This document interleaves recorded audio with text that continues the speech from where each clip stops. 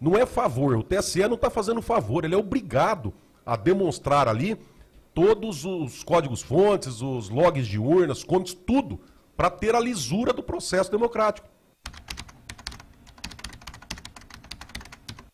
Bastante nas redes sociais, principalmente nesse final de semana, que o Brasil já estaria sobre uma GLO, quer dizer, um decreto estabelecendo a garantia da lei e da ordem.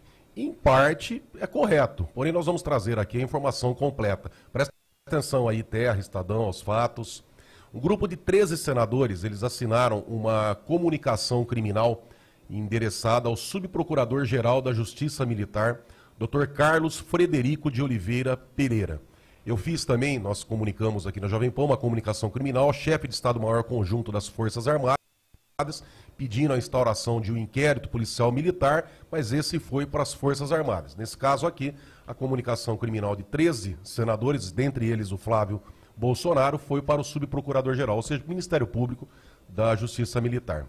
Eles comunicaram uma possível prática de constrangimento ilegal às Forças Armadas, à equipe de fiscalização, pelo não atendimento das diligências solicitadas e uma possível interferência de empresas estrangeiras no processo eleitoral, indicando ali os artigos 142 a 145 do Código Penal Militar. O subprocurador, Dr. Carlos Frederico de Oliveira Pereira, ele encaminhou ao Procurador-Geral da Justiça Militar e ao Procurador-Geral da República, só que ele fez algumas observações importantes, Pitoli, das quais nós destacamos aqui.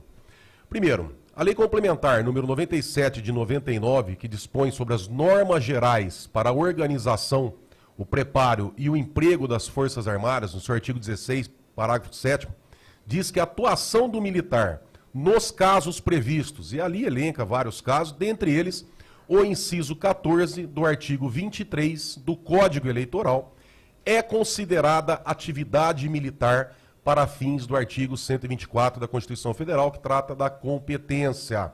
O decreto número...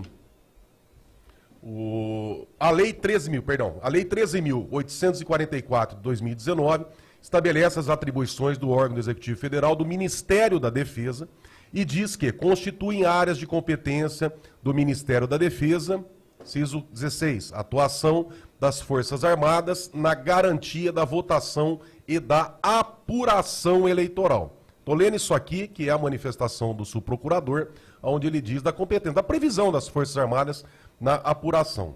O Código Eleitoral, no seu artigo 23, inciso 14, diz que compete ainda privativamente ao Tribunal Superior Eleitoral requisitar a força federal necessária ao cumprimento da lei para garantir a votação e a apuração. Ou seja, há previsão legal para a participação das Forças Armadas nas eleições. Então não é golpe? Não, não é golpe, tem previsão na lei. O artigo 5º do decreto 3.897 de 2001, ele fala sobre a previsão do emprego de militares para a garantia da lei e da ordem.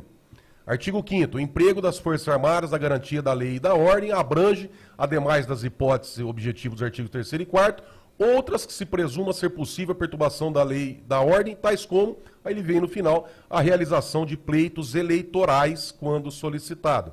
Além disso, existe a portaria do TSE número 578, de 8/9/2021, que inclui as Forças Armadas na Comissão de Transparência das Eleições, e a resolução do TSE número 23.673 de 2021, que também inclui as Forças Armadas como entidades fiscalizadoras do sistema eleitoral. Tá? Baseado nessa portaria, na resolução, na previsão constitucional do Código Eleitoral, teve um decreto de número 11.172, de 11 de agosto de 2022. Esse é o decreto da garantia da lei e da ordem, que foi assinado pelo presidente Jair Bolsonaro, em 11 de agosto de 2022, aonde autoriza o emprego das Forças Armadas para a garantia da votação e da apuração das eleições de 2022. Então a gente já está sob já existe um decreto de 11 de agosto de 2022, assinado pelo presidente Bolsonaro, para a garantia da lei e da ordem. O artigo 1º diz o seguinte: fica autorizado o emprego das Forças Armadas para a garantia de votação e da apuração das eleições de 2022. Então o presidente já foi feita a portaria, resolução do TSE, pedindo ali, convocando as Forças Armadas para participar do processo, votação e apuração, a previsão constitucional, é competência das Forças Armadas através do Ministério da Defesa. Aí as Forças Armadas entram e faz aquele relatório. E naquele relatório feito pela EFACEV, que é a equipe das Forças Armadas de Fiscalização e Auditoria do Sistema Eletrônico de Votação, aponta, dentre as várias observações, o seguinte. Presta atenção aí, Terra, aos fatos, Estadão, a toda essa imprensa que nos dão audiência hoje, né? É uma alegria saber disso, Boa. Presta atenção que está escrito no relatório das Forças Armadas, tá? Diz o seguinte, dentre outras. Embora não tenha apontado, também não exclui a possibilidade da existência de fraude ou inconsistência nas urnas eletrônicas e no processo eleitoral de 2022. Vocês estão entendendo? Não exclui. Segue.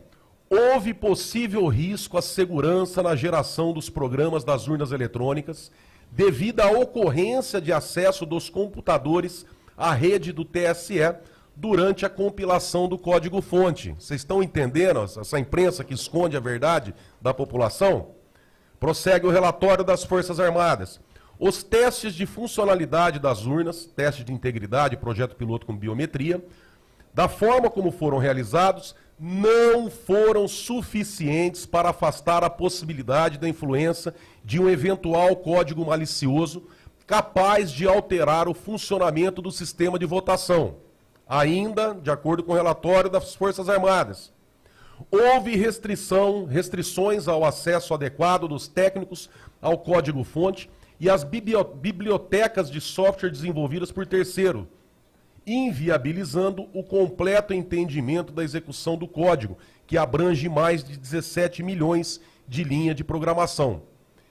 Prossegue, por fim, o relatório, dentre as nossas observações, não é possível assegurar que os programas que foram executados nas urnas eletrônicas estão livres de inserções maliciosas que alterem o seu funcionamento. Eu acho que uma criança consegue entender que o relatório das Forças Armadas não fala, olha, teve a fraude ali, mas deixa muito claro que não foi possível, por quê? Porque o TSE não abriu os códigos-fontes, não abriu os logs de urnas, não indicou os commits, ou seja, não deu ali o amplo acesso para fazer a fiscalização.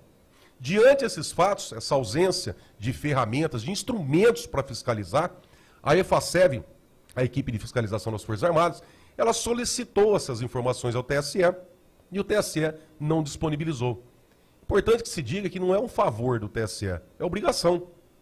Porque a fiscalização das eleições pelas Forças Armadas, ela ocorre na forma subsidiária, legalmente definida como atividade militar. Eles estavam ali praticando uma atividade militar. A obstrução dos trabalhos pode caracterizar crime contra militar em serviço da garantia da lei e da ordem. Quando o TSE ele impede as Forças Armadas de ter o acesso pleno, ele está impedindo os militares, em exercício da garantia da lei e da ordem, de exercer o serviço militar.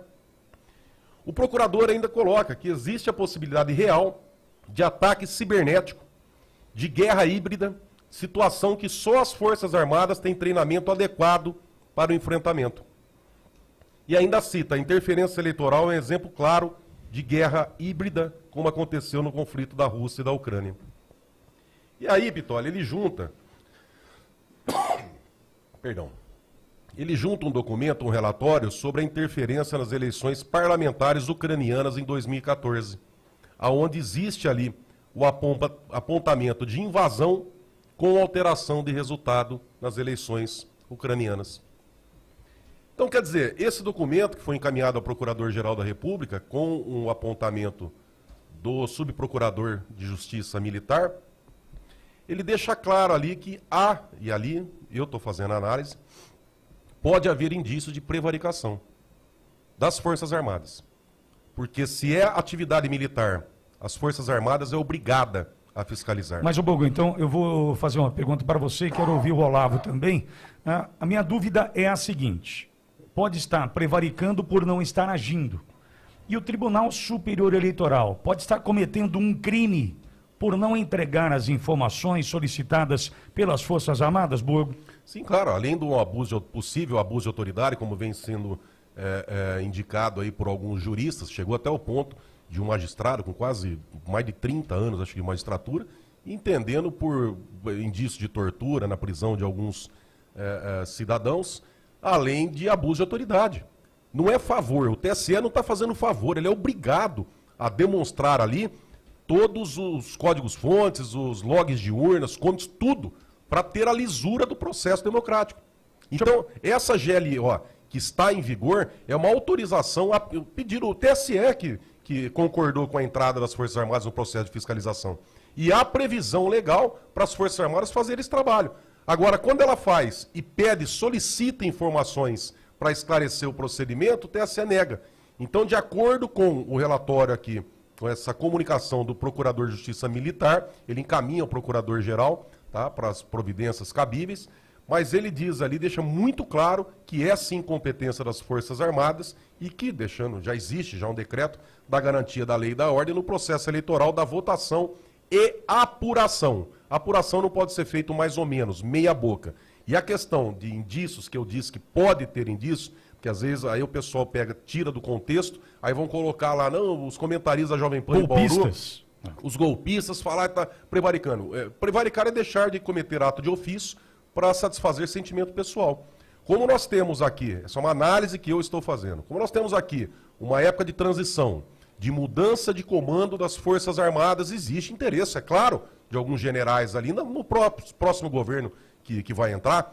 Então, tem que apurar esse vínculo ali internamente, se não estão deixando de praticar ato de ofício, que é a instauração de um inquérito policial militar, para apurar essa questão que não estão fornecendo os elementos necessários para a investigação.